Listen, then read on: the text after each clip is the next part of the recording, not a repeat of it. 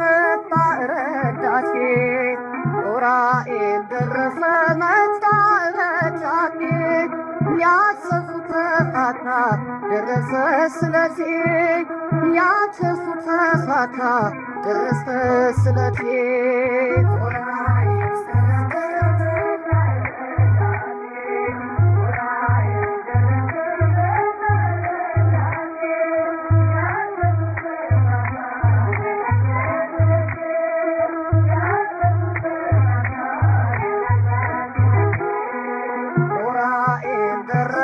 መጣ ረዳቴ ዑራኤል ደረሰ መጣ ረዳቴ ያሰፉት ተሳካ ደረሰ ስለቴ ያሰፉት ተሳካ ደረሰ ስለቴ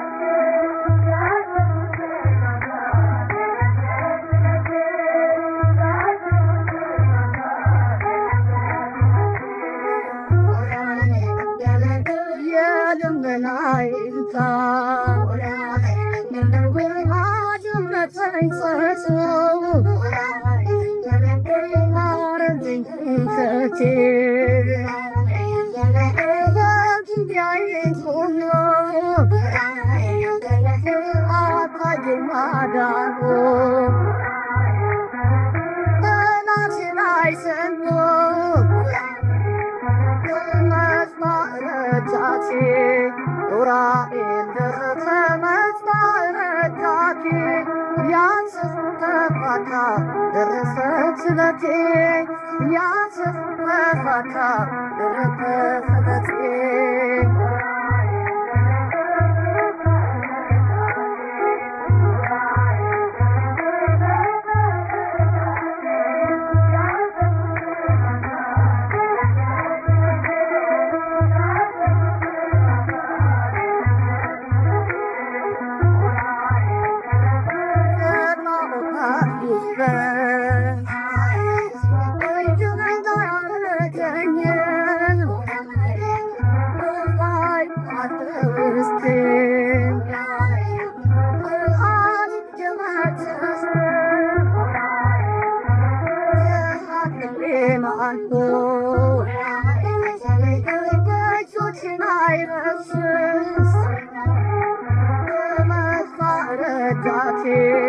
ዑራኤል ደረሰ መጣ ረዳቴ ያሰፉት ተሳካ ደረሰ ስለቴ ያሰፉት ተሳካ ደረሰ ስለቴ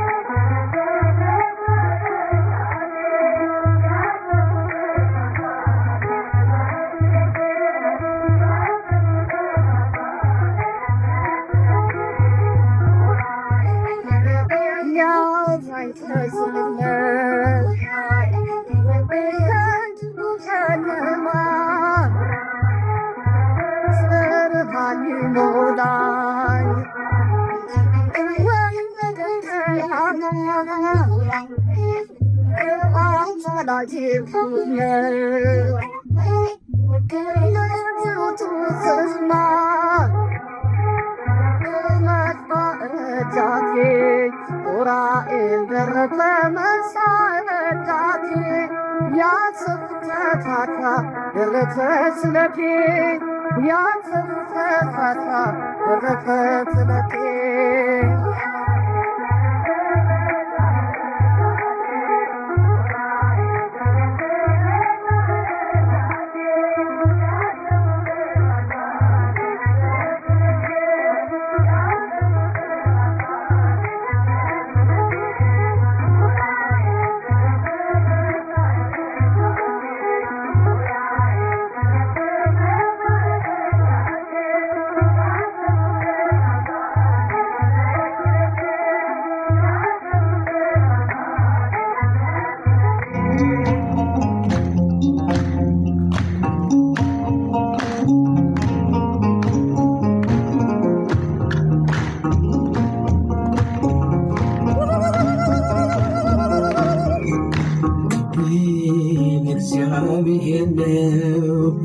ከፍታዬ በአምላኬ ነው አይወስድብኝም ሰው ተጠናሁኝ ብዬ ለምን ልታጠብ በንዋይ ሳይረሳኝ ጌታዬ ክብሬ በእግዚአብሔር ነው ከፍታዬ በአምላኬ ነው አይወስድብኝም ሰው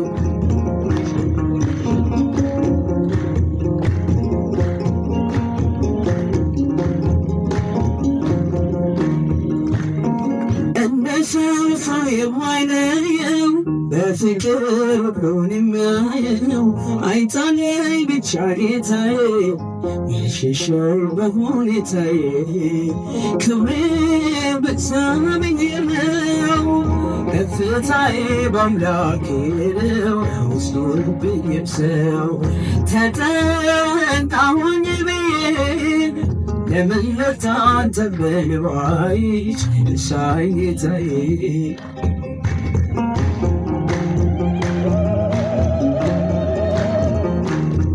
ዓለምን መችሮኝ የአምላኬ ክብር ከቦኝ በእግዚአብሔር ሲሆን መወደድ ወረት የለውም በእርሱ ዘንድ ክብሬ በእግዚአብሔር ነው ከፍታዬ በአምላኬ ነው አይወስድብኝም ሰው ተጠላሁኝ ብዬ ለምን ልታጠብ በንዋይ ሳይረሳኝ ጌታዬ ክብሬ በእግዚአብሔር ነው ከፍታዬ በአምላኬ ነው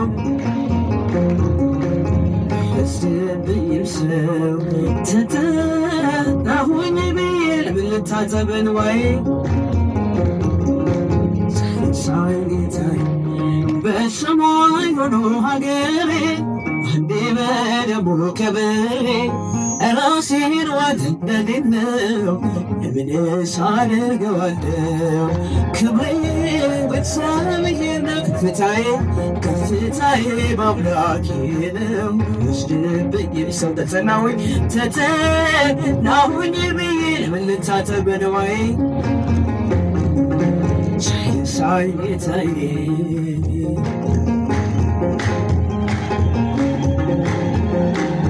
ዓለም ብቻዬን ነኝ የአምላኬ ክብር ከቦኝ በእግዚአብሔር ሲሆን መወደድ ወረት የለውም በእርሱ ዘንድ ክብሬ በእግዚአብሔር ነው ከፍታዬ በአምላኬ ነው በአምላኬ ነው አይወስድብኝም ሰው ተጠላሁኝ ብዬ ለምን ልታጠብ በንዋይ ሳይ ጌታዬ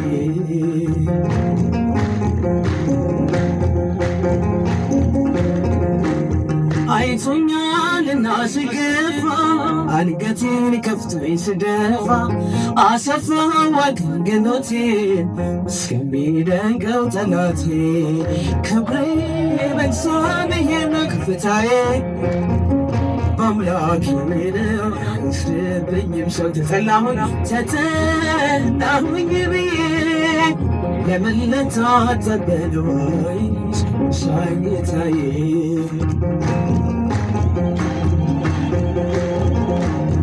እንትን ዘርጋ ሚካኤል ቅደም ከፊቴ ምራይ መንገድ እንዳይመሽ ልድረስ አባቴ እንዴት ይገፋል ጎዳና የሚያናትዳታ በሜል ቁርጥር በመሰለች ጭንጫውን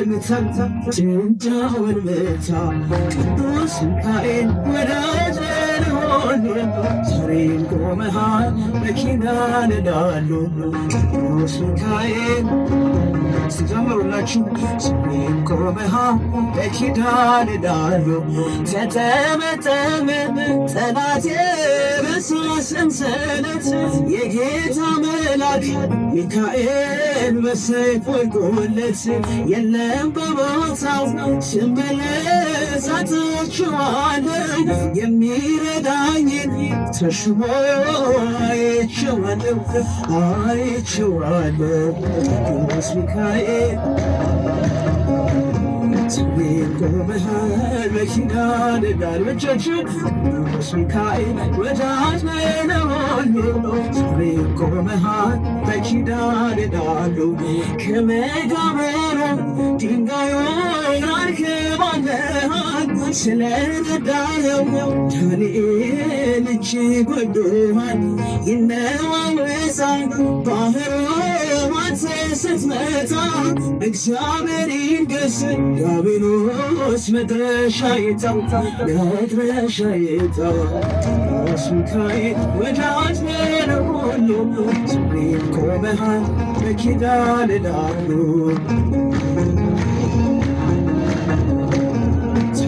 ቆመሃል በኪዳነ ዳር አለኝ ትዝታ በቤትህ ከልጅነቴ ስትሳሳልኝ እያየሁ ጸንቷል ጉልበቴ ልዘምር እንጂ ላመስግን ታላቁን ጌታ አንተን የሰጠኝ ጠባቂ በቀን በማታ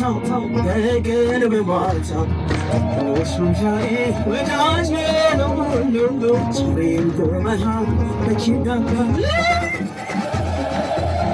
ወዳጅ ነህ ሁሉ ዛሬም ቆመሃል በኪዳነ ዳር ተጠመጠመ ጠላቴ በእሳት ሰንሰለት የጌታ መልአክ ሚካኤል በሰይፍ ወድቆለት የለም በቦታው ስመለስ አጥቼዋለሁ የሚረዳኝ ተሾሞ አይቼዋለሁ ቅዱስ ሚካኤል ቆመሃል በኪዳነ ዳር ቅዱስ ሚካኤል ወዳጅ ነህ ሁሉ ቆመሃል በኪዳነ ዳር በመከራ ከመጥፋው እመንሶት በግዕዙ አውድ ይሄን እንደሆነ በመከራ ጊዜ ከፈተና ተወጡ ዘንድ ይረዳችኋል የሚል ትርጉም እናገኛለን። አንደኛ ቆሮንቶስ ምዕራፍ 10 ቁጥር 13 ላይ ያለ ቃል ነው። ወይረዳክሙ በመከራ ከመ ትጻኡ እምንሶት ከጥፋት ተወጡ ዘንድ ከጥፋት ትድኑ ዘንድ በመከራ ጊዜ ይረዳቸዋል፣ ያግዛቸዋል የሚል አውድ አለ። አውዱን ሳይለቅ ምናልባት በስልክ የምንከታተል ካለን አማርኛው ቨርዥን ላይ ደግሞ እንዲህ ብሎ ተጽፎ እናገኛለን። ምናልባት እርሱ ለእናንተ ቅርብ ስለሆነ ልዩነት የለውም። ቃሉን ከኔ ጋር አንድ ጊዜ ትሉታላቸው። ከፈተናው ጋር በሉ እስኪ ሞቃቸዋል። ሙቀቱ ልብ ምን ያሞቃል ታውቃላችሁ?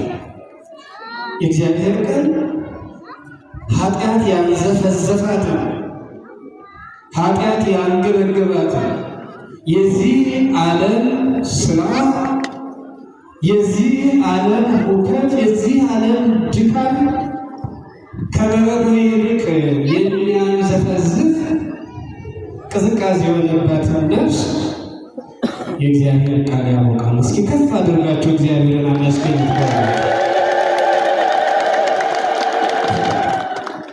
እግዚአብሔር ስሙ የተመሰገነ ይሁን። ከፈተናው ጋር በመስኪ መውጫውን ደግሞ ያደርግላቸዋል። ምን አልኳችሁ? ከፈተናው ጋር መውጫውን ደግሞ ያደርግላቸዋል። ወገኖቼ በዚህ ዓለም ሁለት ትምህርት ቤቶች በየራሳቸው መስክ የሚያስተምሩ ደግሞ በየራሳቸው መስክ የሚፈትኑ። አንዱ የምታውቁት የፊደል ትምህርት ቤት ነው። ሌላኛው በቃል ባናውቀው በተግባር የምናውቀው የመከራ ትምህርት ቤት ነው። ሁለቱም የየራሳቸው ትምህርት የየራሳቸው ፈተና አላቸው። ሰው ከሁለቱም ትምህርት ቤት መማር ግዴታ አለበት። ከመከራ መዝገብ በአሳር ዋ ብሎ ከፊደል ተራ በሳር ሀ ብሎ ይማራል የሰው ልጅ ይላሉ። ከፊደል ተራ በሳር ሀ ብሎ ከመከራ መዝገብ ደግሞ በአሳር ዋ ብሎ ይማራል። ከሁለቱም ትምህርት ቤቶች ግን መማር ግዴታ ነው የሰው ልጅ። እንደ ትምህርት ሁሉ ደግሞ ፈተናቸው ይለያያል። የሚገርማቸው የፊደሉ ትምህርት ቤት መጀመሪያ አስተምሮ ይፈትናል። በጎነቱ ይሄ በጎነቱ አስተምሮ ይፈትናል። የመከራው ትምህርት ቤት ግን ፈትኖ ያስተምራል። ክፋቱ ይሄ የከመከራው ትምህርት ቤት ክፋቱ መጀመሪያ ምን ነው? ፈትኖ ሲያበቃ በመከራ ፈትኖ ሲያበቃ ያሳዝናል። እግዚአብሔር በመከራ ከመውደቅ እርሱ ይጠብቃል። በዘመኑ የቆሮንቶስ ክርስቲያኖች ክርስቲያን በመሆናቸው ብቻ መከራቸው ይህን ያህላል፣ ይህንን ይመስላል የሚባል ነበር። ምን በመሆናቸው ብቻ ንገሩኝ? ምን በመሆናቸው ብቻ? ክርስቲያን በመሆናቸው፣ ክርስቲያን በመምሰላቸው አላሉ። ክርስቲያን በመሆናቸው። ክርስቲያን ምንድን ነው? በእውነትና በእምነት ይኖራል። በእምነትና በምን? በእውነትና በእምነት ይኖራል። እውነት ምንድን ነው? እውነት ምንድን ነው? አንጻራዊ ነው አላቸው እንጂ አይፈረድም። ምክንያቱም አዲስ አበባ ለሳይንስ ቅርብ ነው። በእርግጥ እናንተ እንደማትሉኝ ተስፋ አደርጋለሁ። አዲስ አበባ ለሳይንስ ቅርብ ነው እንደተባለ ቅርብ ብትሆኑ ደግሞ ቅርብ ሳትሆኑ ቤተ ክርስቲያን ውስጥ ናቸው ወይም ቤተ ክርስቲያን ናቸው እና ዓለም ይላል ትሉ ካልሆነ በስተቀር አንጻራዊ ነው። እውነት ምንድን ነው ታዲያ? እውነት ምንድን ነው? ወይስ እውነት ማን ነው? እውነት ኢየሱስ ክርስቶስ ነው። እውነት ማን? እውነት ማን ነው? ክብር ይገባዋል። ከፍ አድርጋችሁ እስኪ ያመስሉ።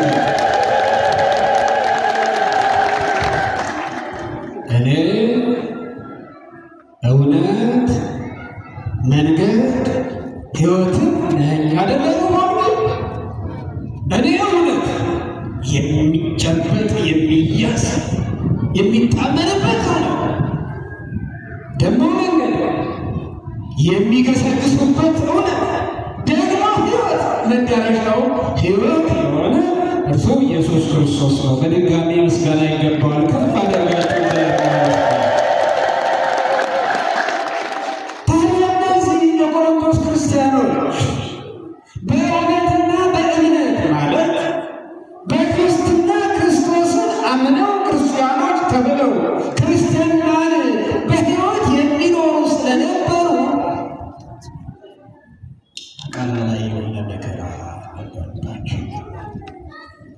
ቋንቋ የማይገልጸው ፈተና ነበረባቸው። እንደ ሽንኩርት ይከተፉ ነበረ። በፍላጻ ይነደፉ ነበረ። በመጋዝ ይተረተሩ ነበረ። ወደ እሳት ይወረወሩ ነበረ። ከፍ ብሎ አንገታቸው፣ ዝቅ ብሎ ራታቸው በሰይፍ ይቆረጥ ይቀላ ነበረ። ምን ስለሆኑ? ምን ስለሆኑ? ክርስቲያኖች ነው።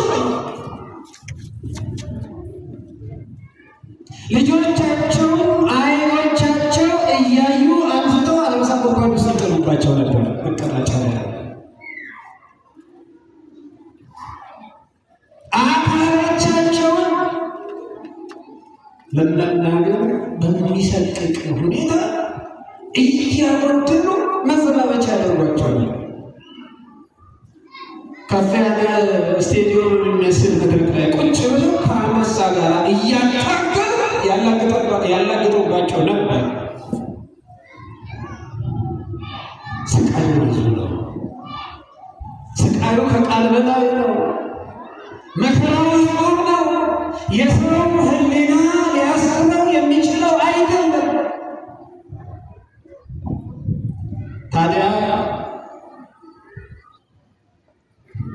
ምርጥ ዕቃ የተባለው ቅዱስ ጳውሎስ ይህንን ሁኔታ አየ።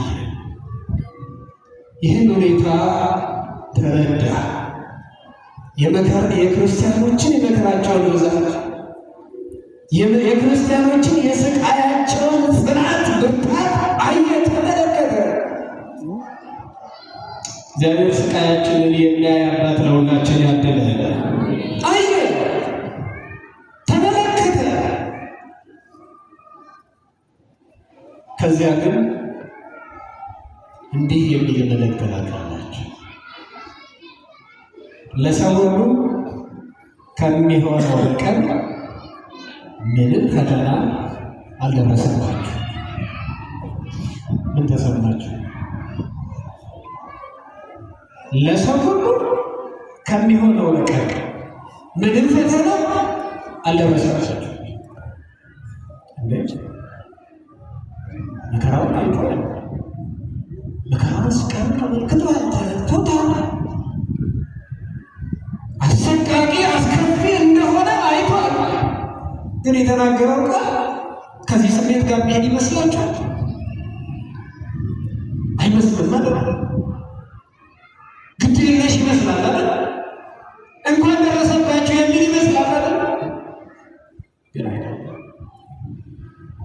ግን አይደለም። ወገኖቹ ከወገን በላይ አካሉ የሆኑት ክርስቲያን ሁሉ የአንድ ሰውነት ልዩ ልዩ አካል ነውና፣ ወይም የአንድ አካል ልዩ ልዩ ክፍለ አካል ነውና ሕመማቸው በእጅጉ ያመው ነበር። ከነሱ እንባ በላይ እሱ ሌት ተቀን በፈጣሪው ፊት ቆሞ ያነባ ያለቅስ ነበር። የነሱ ደም ውጫዊ ነው፣ እሱ ወደ ውስጥ ደሙ ይፈስ ነበር። ፈጣሪው ፊት ቆሞ ዕለት ዕለት ምነው ጌታዬ፣ ምነው አምላኬ፣ ኧረ እባክህ ይህን ፈተና አስታክሰው፣ ኧረ እባክህ ይህን ፈተና አስታክሰው እያለ ያለቅስ ነበረ። ግን ደግሞ ልጆቹን ማለት የነበረበት የለም። ልጆቹን ማበርታት ነበር። ክርስቲያኖችን ማጠንከር ነበረበት። ለእነሱ ግን እውነታውን መናገር ነበረበት። ስለዚህ ምን አላቸው? ለሰው ሁሉ ከሚሆነው በቀር ምንም ፈተና አልደረሰባቸው። በቃ የደረሰባቸው ፈተና ለሰው የሚገባው ፈተና፣ ከሰው ለክርስቲያን የተዘጋጀ ፈተና ነው ካለ በኋላ ምን አለ መሰላችሁ? ነገር ግን አፍራሽ ናት። ነገር ግን ከሚቻላችሁ መጠን ይልቅ ትፈተኑ ዘንድ የማይፈቅድ እግዚአብሔር የታመነ ነው። ከሚቻላችሁ መጠን ይልቅ እንድትፈተኑ የማይፈቅድ እግዚአብሔር ምን ያለ ነው? ኧረ ንገሩኝ፣ ምን ያለ ነው? ዛሬም የታመነ ነው። ክብርና ምስጋና ለመድኃኔዓለም። እናስተውል ምእመን፣ ዛሬ ኦርቶዶክሳዊ ተዋሕዶ ቤተክርስቲያን በአራቱ ማዕዘን የተጣደ ምጣድ ላይ ቁጭ ብላ እየተጠበሰች ነው። እግዚአብሔር ለምን ይህንን አሉ። ነገር በስጋ ዓይን ስናይ ስንመለከት እሳቱን ያጠፋሉ ብለን የምናስባቸው እሳቱን የሚያቀጣጥሉ የሚያራግቡ ሆነው እናገኛቸው። በዚህም የተነሳ ብዙዎቻችን በአንድ ነገር እንደክማለን። አባቶቻችን የእኛ መጥፋት ለካ አይገዳቸውም። አባቶቻችን ለካ የእኛ ስቃይ ምናቸውም አይደለም ብለናል።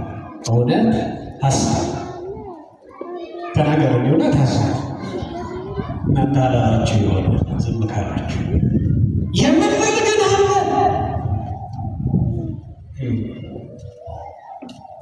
ወገኖች አንድ እውነት ላይ መስማ እንደኔ አይነት ምንደኛ አለ። እስኪ ጥያቄ ልጠይቃችሁ። ክርስቶስ በስራው ስህተት አለበት? እስኪ ንገሩኝ። ክርስቶስ በስራው ስህተት አለበት ወይ? የለበትም የምትሉ ብቻ ከፍ አደርጋችሁ እስኪ አመስግኑ።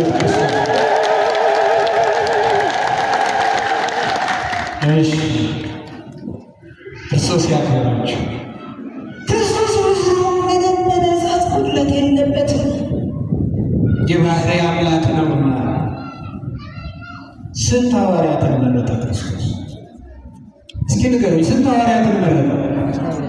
ኧረ አይሰማም። ከፍ አድርጋችሁ ንገሩኝ። ስንት ሐዋርያትን መረጠ? ልብ ክርስቶስ ለስራው ሕጸጽ፣ እንከን፣ ጉድለት፣ ስህተት የለበትም። 12 ሐዋርያትን መረጠ። እሺ 12ቱም ግን ቅዱሳን ሆነው ተገኙ? ንገሩኝ እንጂ አልተገኙም። አንድ ጎደላል። ሌሎቹ ቅዱሳን ሲባሉ አሉ ለጌታ ያራራ በደሉን የሸፈነለትን ጌታ እርቃኑን እንዲቆም ያስፈረደበት፣ በሹመት ያከበረውን ጌታ በሲኦል ለሞት አሳልፎ የሰጠው ይሁዳ እሱ ከቅዱሳን የጎደለ ሆነ። መድኃኒዓለም ከጉድለት ይጠብቃል። ታዲያ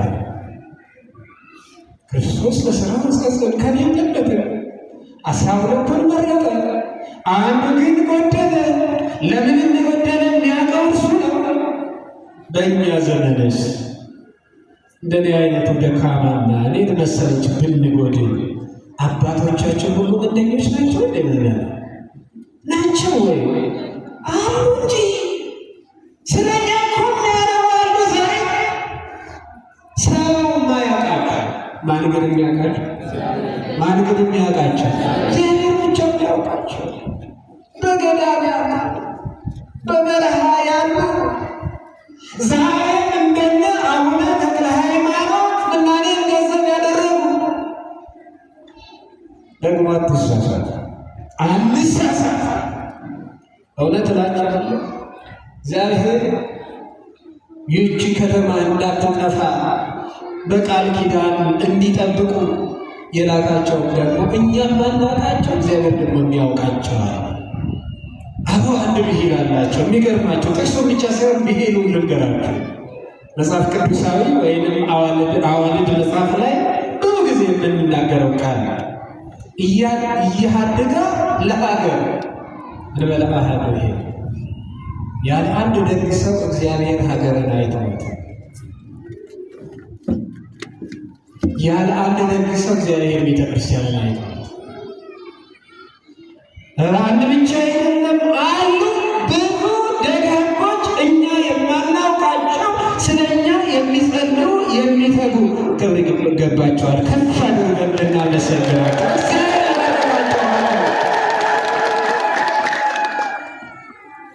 ደግሞ እንደ ይሁዳ እኛን ተስፋ ለማስቆረጥ ይልቁንም በእኛ በምዕመናንና በካህናት መካከል ያለውን ድልድይ ለመስበር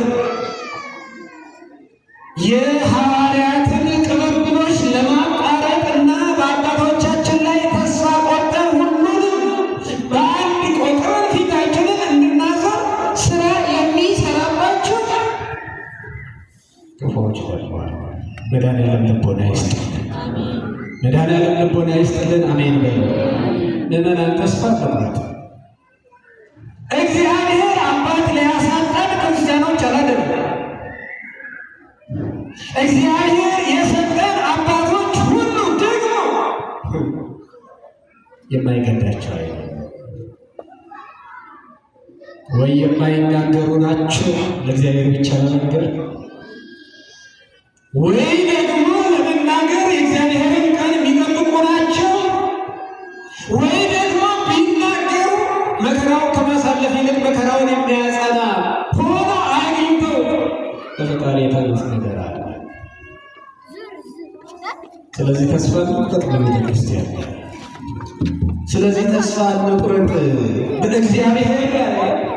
እግዚአብሔር ለእኛ ያዘጋጃቸው ትናንትም ነበሩ፣ ዛሬ አሉ፣ ነገም ይኖራሉ። ደጋጎች አባቶችን መድኃኔዓለም ያብዛልን።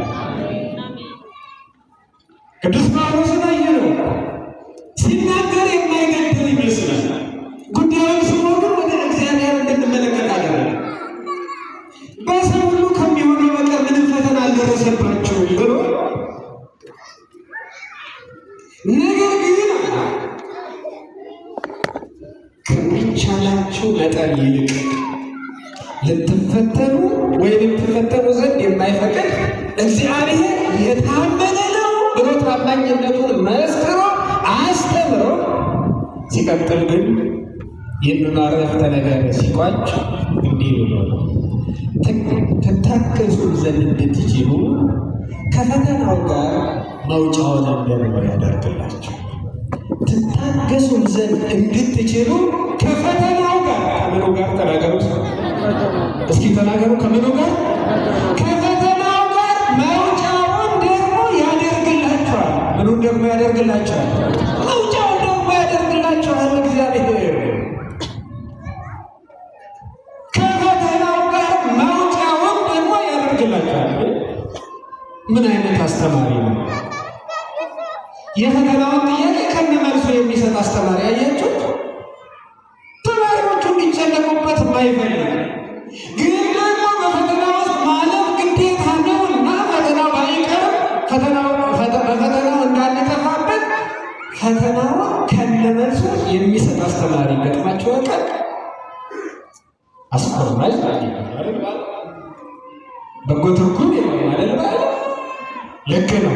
ይህ የራሱ ስርዓት ስላለ በዚህ በራሱ ስርዓት የእግዚአብሔርን ሀሳብ ስናይ ግን ክርስቶስ ራሱ መከራን ተቀብሏልና መከራ ሳይቀበሉ ክርስትና መከራ ሳይቀበሉ ክርስትና አለ ወገኖች፣ አለ ወይ? ክርስትናን የሚያጣፍጠው መከራ ክርስትናን የሚያጣፍጥ ጨው ነው። ለዚህ ነው ቅዱስ ጳውሎስ ለፊልጵስዩስ ሰዎች በላከው መልእክቱ ምዕራፍ 1 ቁጥር 29 ላይ ደግሞ እንዲህ ይህ ስለ ክርስቶስ ተሰጥቷቸዋልና። ይህ ስለማን ተሰጥቷቸዋልና? ስለማን ተሰጥቷቸዋልና? ይህ ስለ ክርስቶስ ተሰጥቷቸዋልና ካለ በኋላ ምን አለ መሰላቸው? ስለ እርሱ መከራ ደግሞ ልትቀበሉ እንጂ በእርሱ ልታምኑ ብቻ አይደለም። ቃሉን አስተውላችኋል? ቃሉን አስተውላችኋል? ይህ ስለ ክርስቶስ ክርስቲያኖች ስለሆናችሁ ተሰጥቷችኋልና መከራም እንድትቀበሉ እንጂ እንድታምኑበት ብቻ አይደለም። ስጦታው መከራ እንድትቀበሉ ዘንድ ለምን? ቅድም አነሱ ክርስቲያን በእውነትና በእውነት መኖር አለበት። ክርስቲያን ነው ከተባለ ዓለም ግን ይሄ ይስማማታል? ይስማማታል? አይስማማትም። ሌብነት ነው የሚስማማታል ዓለም። ከእርሷ ጋር ሌባ ተብሎ የማይቆጠር ካለ አታውቅም። መውደድ ብቻ አይደለም፣ ታሳድዳለች፣ ትወጋለች። ምድራዊውን እንጂ መንፈሳዊውን አታውቅም ማለት ነው። ጊዜውን እንጂ ዘላለማዊውን አታውቅም ማለት ነው።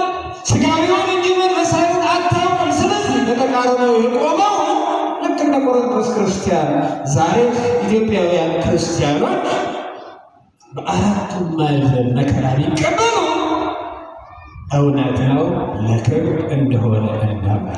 እግዚአብሔር መከራችንን ለክብር ያደርግልን። ለክብር ነው። ስለዚህ መከራ ልንቀበለው ነው የተጠራችሁት። ይህ ብቻ አይደለም። ወደ ወንጌልም እንምጣለን። ወንጌል ላይ እኮ እንዲህ ተብሎ ተጽፏል። የማቴዎስ ወንጌል ምዕራፍ 16 ቁጥር 24 ላይ በዚያ ጊዜ ኢየሱስ ለደቀ መዛሙርቱ እንዲህ አለ። ለማን እንዲህ አለ? ለማን እንዲህ አለ? አያችሁ፣ ለተራሳዎች አለ፣ ለአሕዛብ አለ፣ ሩቅ ላሉ ሰዎች አለ፣ ለደቀ መዛሙርቱ ላመኑበት፣ ለሚያምኑበት እንዲህ አለ ይላል ማቴዎስ 16 24 እኔን መከተል የሚወድ እኔን ምን ማለት የሚወድ ምን ማለት ነው? ክርስቲያን መሆን የሚወድ በክርስቶስ ስም ክርስቲያን መሰኘት የሚሻ ቢኖር ማለት ነው። መጀመሪያ ምን ያለ ራሱን ይካድ። ራሱን ምን ይበል? ራሱን ምን ይበል? ምን ማለት ነው? ራሱን ይካድ። ምቾቶቹን ሁሉ በቃ ይተው። ምቾቶች፣ ምኞቶች ተብለ ሰዎች ስለ ክርስቶስ ከሆነ ምኞቱ ምቾቱ የሚቅር ራሱን ይካድ። ቀጥሎ ደግሞ ምን አለ መሰለህ? መስቀሉን ተሸክሞ ከኋላ ይከተላል። ምኑን ተሸክሞ? ምኑን ተሸክሞ? መስቀሉን ነው። መስቀሌን አይደለም። ዓርብ በየሳምንቱ ቅዱስ መስቀሉ ይታሰባል። በረከቱ ይደርብን። ክብር ይገባዋል ለቅዱስ መስቀሉ። ከፍ አደርጋችሁ አክብሩት፣ አመስግኑ። መስቀል ኃይልነ፣ መስቀል ቤዛነ፣ መስቀል ጽንዕነ፣ መስቀል መድኃኒተ ነፍስነ። ደግማችሁ አክብሩት፣ ይገባዋል ለናክብሩ። መስቀሉን ነው የሚለው፣ ግን መስቀሌን አለ። ይህ መስቀል ማለት መስቀል ነገሩኝ ማለት መስቀል የኔ የሆነ የማን ግን ደግሞ መስቀሉን ተሸክሞ ነው የሚለው። የታለ የኔ መስቀል? ይሄ ክርስቶስ ከሆነ የኔስ መስቀል ያንተ አይደለም ብላችሁኛል። ልክ ናችሁ። ሁላችሁም አንገታችሁ ላይ ግን ደግሞ የእናንተ የእናንተ ነው ወይ? የማን ነው? እና የእናንተ መስቀል የታለ ነው? መስቀል የላችሁ። ንገሩኝ እንጂ የእናንተ መስቀል ምንድን ነው? ንገሩኝ። የእናንተ መስቀል የታለ? ምንድን ነው? መከራ ነው ወገኔ። ምንድን ነው? አሁን ንገሩኝ እንጂ ምንድን ነው? መስቀል የተባለ መከራ። መስቀሉን ተሸክሞ እያንዳንዱ ክርስቲያን በመሆኑ ምክንያት የሚመጣበትን መከራ ሁሉ ተሸክሞ ምን ይበል?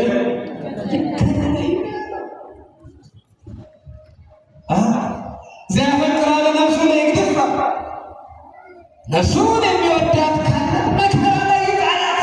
ስለ ክርስትና፣ ስለ እውነት፣ ስለ ሕይወት የሚሆን መከራ ሲመጣ ወዘገሪፋ ለነፍሱ በእንተን ይረክባል። መጨረሻው ግን ለከንቱ አይደለም። ነፍሱ ስለ ክርስትናው፣ ስለ እውነት፣ ስለ እምነት ብሎ የጣላት ቢሆን እነሆ በክብር ያገኛታል። ክብርና ምስጋና ለመድኃኔዓለም። ስለዚህ መከራው ስለበዛና ወራጉ እንጂ እንዘምራለን በመከራችን። መከራው ስለበዛ ተስፋ እንቁረጥ እንጂ የበለጠውን እግዚአብሔር እንድንጠጋ ነው የሚያደርገን እንጂ ሊያጠፋት አይደለም። ይህንን የምነግሮች ቻለ። አንድ እውነት ደግሞ እዚህ ጋር ይመስላል። ክርስቲያኖች፣ ኢትዮጵያውያን፣ የተዋሕዶ ልጆች በየቦታው ደማቸው እየፈሰሰ እየተገደሉ ነው። የእውነት እነዚህ አይነት ስናየው ይማማል እውነት ይቆጠቆጣ አይደለም።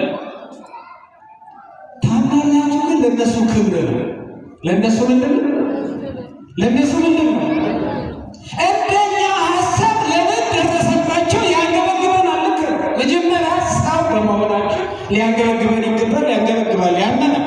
ሁለተኛ ለምን ክርስትና ይሳደዳል? ምድራዊ ሕግ እንኳን ሰው ተለይቶ ይሳደድ የሚል የተጻፈ አናውቅምና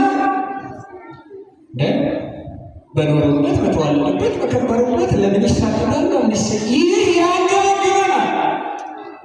ለእነሱ ግን ክብር ነው ወይስ አሳር? ተናገሩ። የምታምኑ ብቻ ክብር ነው ወይስ አሳር ነው ለእነሱ? አቤት እነሱ ክብር አክሊል እኮ ነው የሚቀበልበት። የሚሆን ክብር ነው የሚቀበልበት። ምክንያቱም አሳር የሚሆነው ሲሰርቅ ተገኝቶ የሚተው፣ አሳር የሚሆነው ድንበር ገፍቶ ድንበር ሲገፋ የተገኘ፣ አሳር የሚሆነው የሰውን ሲቀማ ተገኝቶ በዚያ የተገደለ ነው። ስለ ክብሩ ስለ ክርስትናው ስለ ወዳጅ ቆሞ ግን ከሆነ እሱማ ሰማይ ተገኘ፣ እሱማ ከበረ እንጂ፣ እሱማ ከፍ ከፍ አለ እንጂ፣ እሱማ ተሸለመ እንጂ። ክርስቲያኖች ልንሽቀዳደም የሚገባው ለዚህ አይነት ህይወት በቅዱሳን ህይወት አይተናል። ይገርማቸው አንዱን ቅዱስ አላውያን ሲሰይፉት፣ አላውያን ሲገድሉት ለሁሉም የሚታይ አክሊል ከሰማይ ሲወርድለት ያዩ የአላውያን ነገስታቱ ሰራዊቶች አክሊል እንዳይቀርብን ብለው ወደ እሳት የተወረወሩት ሁሉ አክሊል ተቀብለዋል። መድኃኒዓለም ለታመኑለት ላመኑበት ለመሸለም ለማቀዳጀት የታመነ አባት ነው። ክብርና ምስጋና ለእርሱ ይሁን። ፈተና ላይ ጊዜ ካለነው የማይፈተን ክርስቲያን አለ? ሁሉም እኮ ፈተና ላይ ተጥዶ ነው ያለው።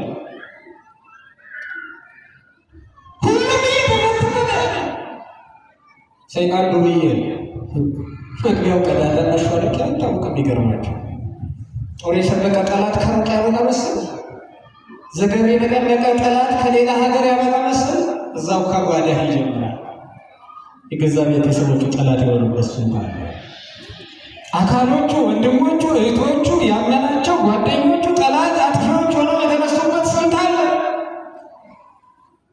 የገዛ ትዳሩ፣ የገዛ ወላጆቹ፣ የገዛ ልጆቹ፣ የገዛ ወዳጆቹ፣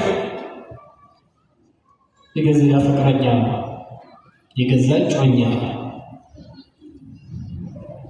ጠላት ሆነው የቆሙበት ስንት አለ።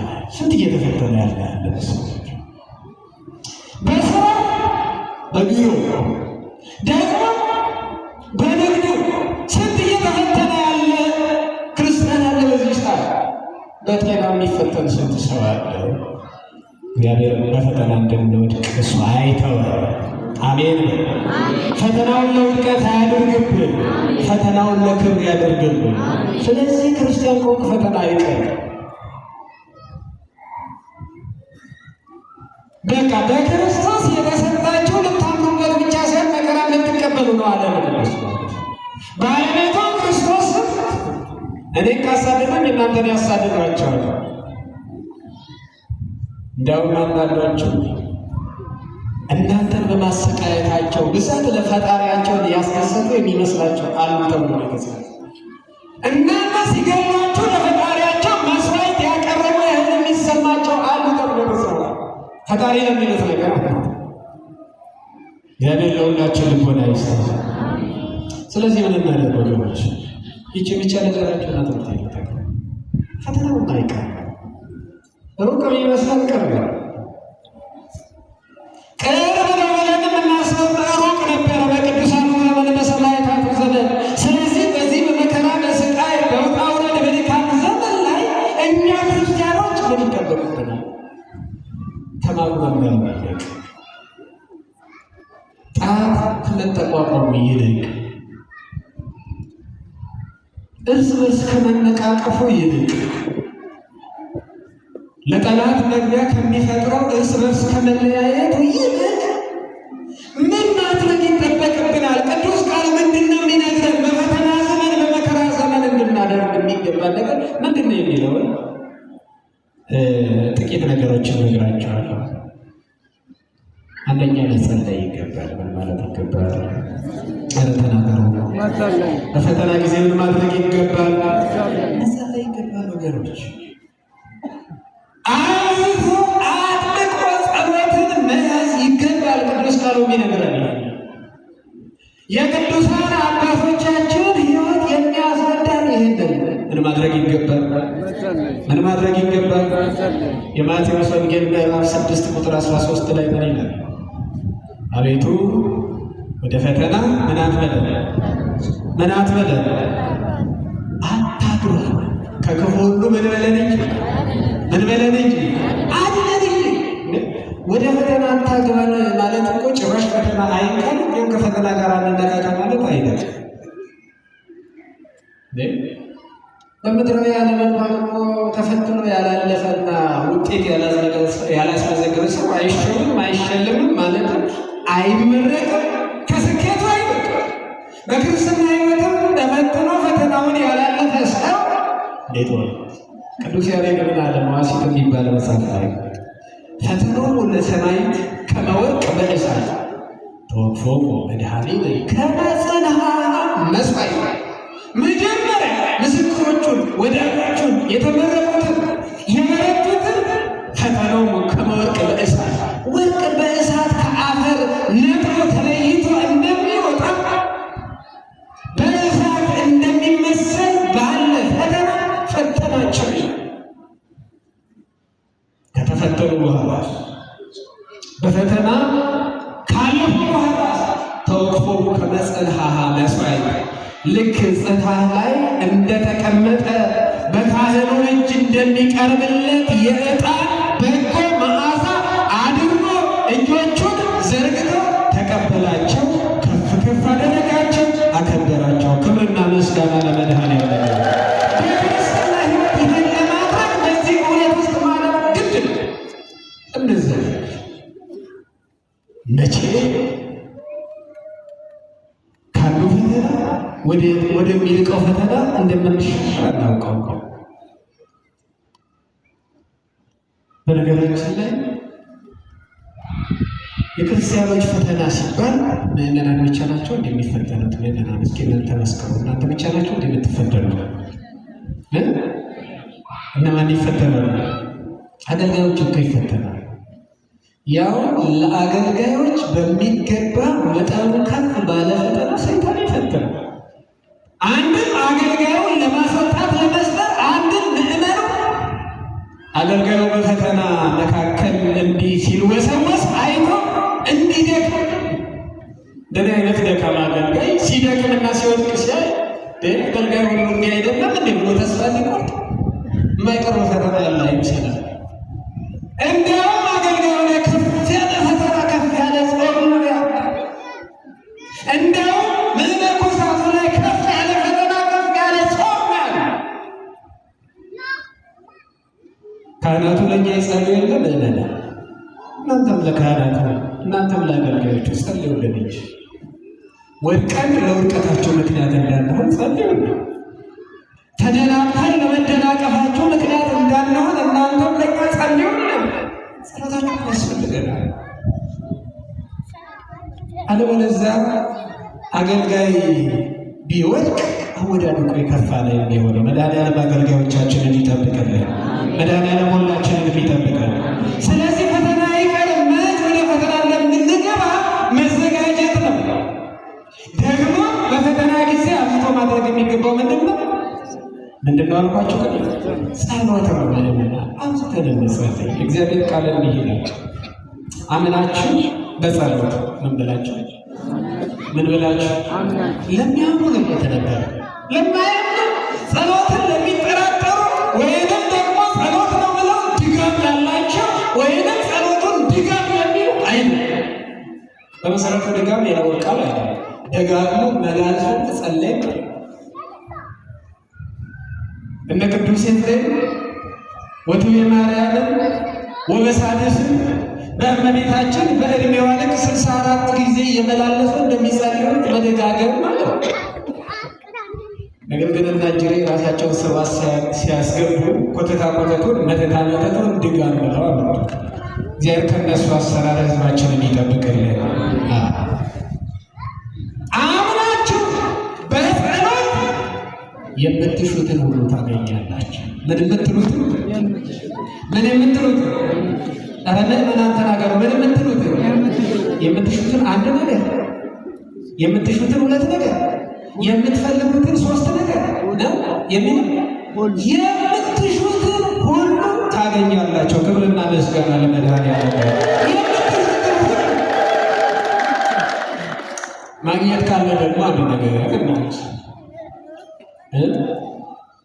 አሁን እዚህ ያለው አንድ ወንድሜ መኪና መግዛት ፈለግ፣ መኪና ገዛ። አገኘህ ወይስ አጣ? የምትፈልገው ነገር እስኪ ንገሩኝ ወንዶች። አቤት አገኘ። እግዚአብሔር ትሻው ይስጥህ። ደግሞ በተቃራኒ መኪና መግዛት ፈለግ፣ ግን መግዛት አልቻልክም። በስጋ አይን አገኘ ወይስ አጣ? አገኘ ወይስ አጣ? በስጋ አይን ነው የጠየኳቸው። አጣ አይደል? እሺ በመንፈሳዊ አይንስ አገኘ ወይስ አጣ? አጥቻለሁ። የኔ ጌታ አገኘ። በመንፈሳዊ መኪና መግዛት ፈለግ፣ ብትገዛም አግኝተሃል፣ ባትገዛም አግኝተሃል። እንዴት ፈለግ? አንተ ትፈልጋለህ አይደል? የሚያስፈልግህን ግን ማን ያውቃል? ተናገር። የሚያስፈልግህን ማን ያውቃል? እግዚአብሔር ያውቃል። መኪና ያስፈልግሃል ብሎ ካሰበ እግዚአብሔር ይሰጣል። መኪና ደግሞ ገደል ከቶ ይገልሃል ካለ እግዚአብሔር በሕይወት እንድትኖርለት ይፈልጋልና መኪናውን ከልክሎ በመኪና ፈንታ የሚያስፈልግህን ምን ይልሃል? ምን ይልሃል? እስኪ ያመስግኑት እግዚአብሔር። ብዙዎቻችን የሆነ ነገር ጠይቀን ስላገኘን ብቻ እግዚአብሔር አደረገልኝ ብለን እናመሰግናል። ኧረ ስላጣንም እግዚአብሔር አድርጎልናል። በእውቀትን ካገኙት ይልቅ እኮ እውቀትን አግኝተው ከተደሰቱበት ይልቅ እውቀትን አግኝተው የተጎዱበት አይበልጥም? ይበልጣሉ? አይበልጥም? አሁን እኮ አይናችንን ያገናኘችውን መብራትን የሰራው ሰውዬ በምን አደጋ ነው ሞተ ሲባል ይሰማል? ንገሩኝ እንጂ ተመልከቱ። የገዛ ግኝታቸው፣ የገዛ ስሜታቸው፣ የገዛ ጥበባቸው ያጠፋቸው ስንቶች አሉ። እግዚአብሔር እንድትኖርለት በማንነት ብቻ ስራ ሊሰራበት ከፈለገ እንዳትሞትበት ሲል ትልቅ ክብር የመሰለውን ነገር በመርሳት አንተ ግን ያከብራል። ስላጣን እግዚአብሔርን አመስግኑት ወገኖች። አሁን ምዕራባውያንን እዩዋቸው፣ ዝም ብላቸው በዓይነ ሕሊና ማለት ነው። አስባቸው።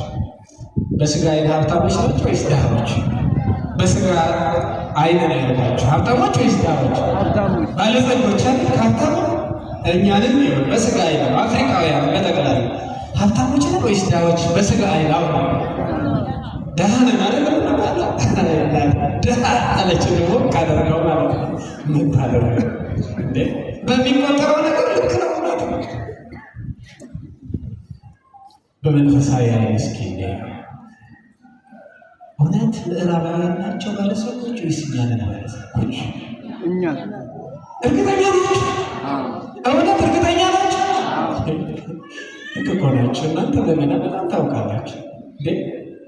አንድ ሰው በጣም ኖሮ በጣም ሀብታም ሆኖ ከዛች ላይ እየቆነጠረ እየተጠቀመ ከኖረማ ሀብቱ አኖር ምን በረከት ያስፈልጋል?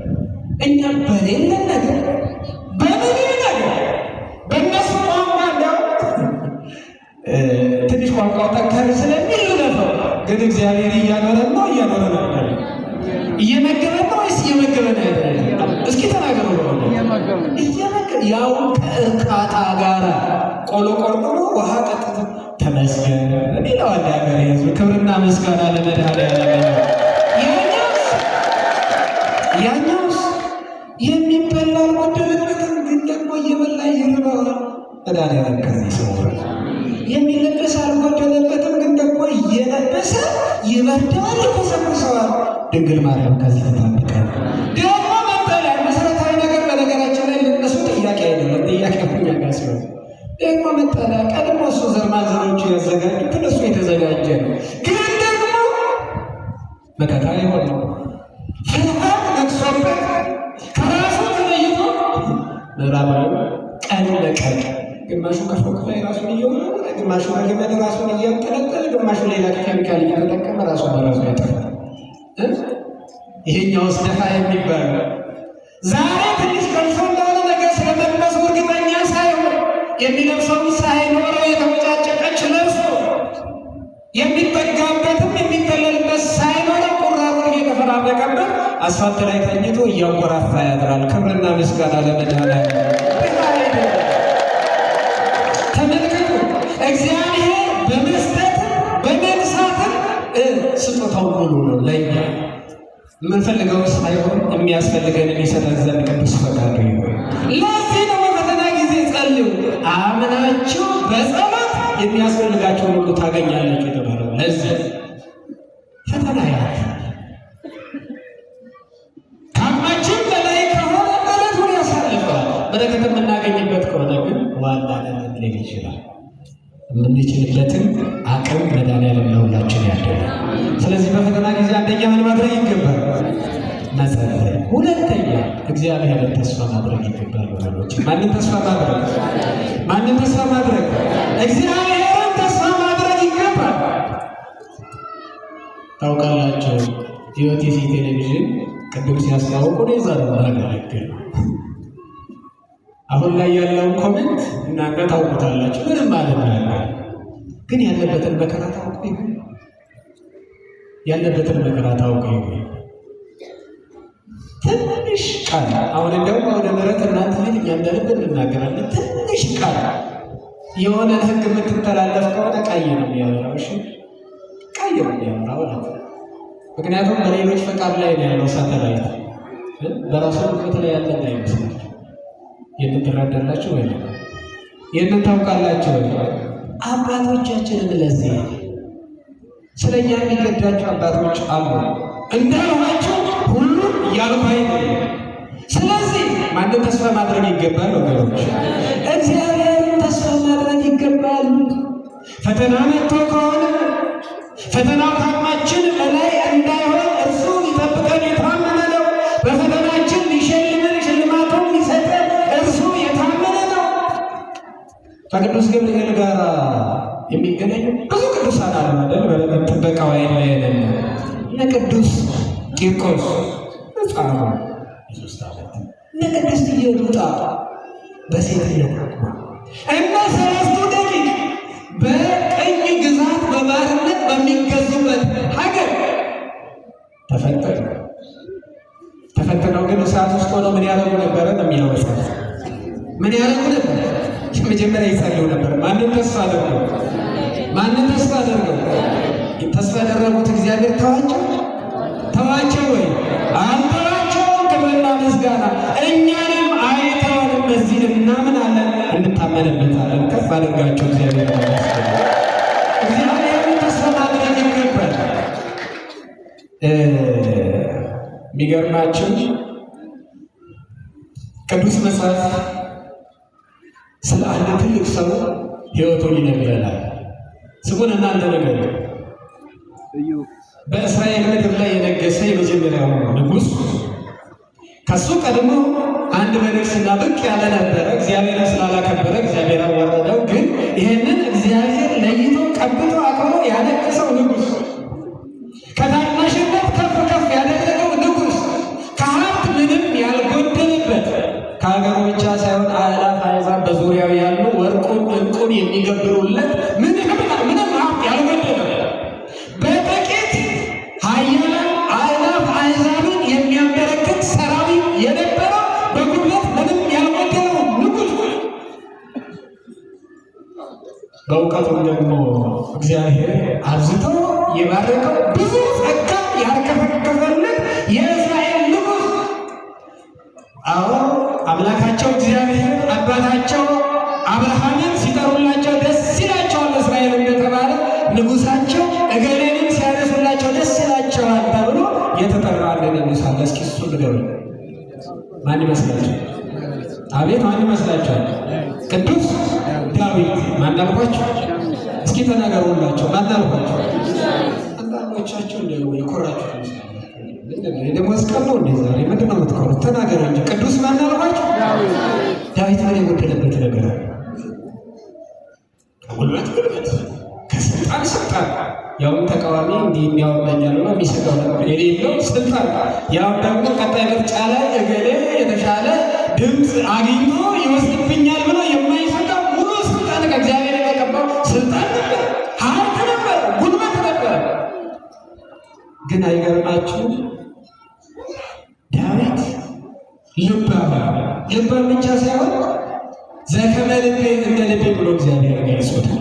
እግዚአብሔርን ሀሳብ እንድንመለከት ልቦናቸውን የተከፈተ ያደርግልን። አሜን በሉ። አስተዋለ፣ ሀብቱንም፣ ሰራዊቱንም፣ ስልጣኑንም፣ ጉልበቱንም አየ። ግን ቤዛ እንዳልሆነ አየ። የእሱ ስልጣን ለእሱ ቤዛ የሚሆነው እግዚአብሔር ከእሱ ጋር ሲሆን ብቻ እንደሆነ ተመለከተ። በብዙ ነገር ፈትኖ በነገራቸው ጣዕሞታ ከመሄድ እግዚአብሔር ያለዝም ብሎ አይደለም፣ ለራሱ የቀመሰውን ያጣጣመውን ነው። ቅመሱት አጣጥሙት ያቀርባል። ጉልበቱ እግዚአብሔር ካለበት ብቻ እንደሆነ አይ። ከዚያ በኋላ ምን አለ መሰላችሁ? ወይኔ መኑ ተስፋዬ አኮኑ እግዚአብሔር። የዳዊት መዝሙር 38 በቅንፍ 39 ቁጥር 7 ላይ አሁንስ ተስፋዬ ማን ነው? እግዚአብሔር አይደለምን? ማን አይደለምን? ስለ ራሱ ብቻ አይደለም የተናገረው።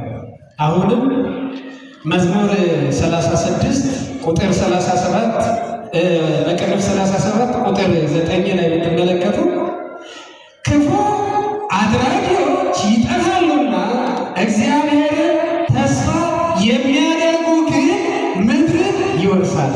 ክፉ አድራጊዎች ምን ይላሉ? ይጠራጠራል እንዴ? ክፉ አድራጊዎች ምን ይላሉ? ይጠፋሉና እግዚአብሔርን ተስፋ የሚያደርጉስ ምድርን ይወርሳሉ። እስኪ ከፍ አድርጋችሁ እግዚአብሔርን አመስግኑ። ምድር ሲባል ስጋዊ መሻታችንን የምናገኝባት ምድር እቺ ጊዜያዊ ሕይወት አይደለም። ከምድር እስከ ሰማይ ያለውን ሚስጥር በደንብ ያስመሰክራል ቤተ ክርስቲያን ሚሉ እንተ በምድር ስራዊ በሰማይ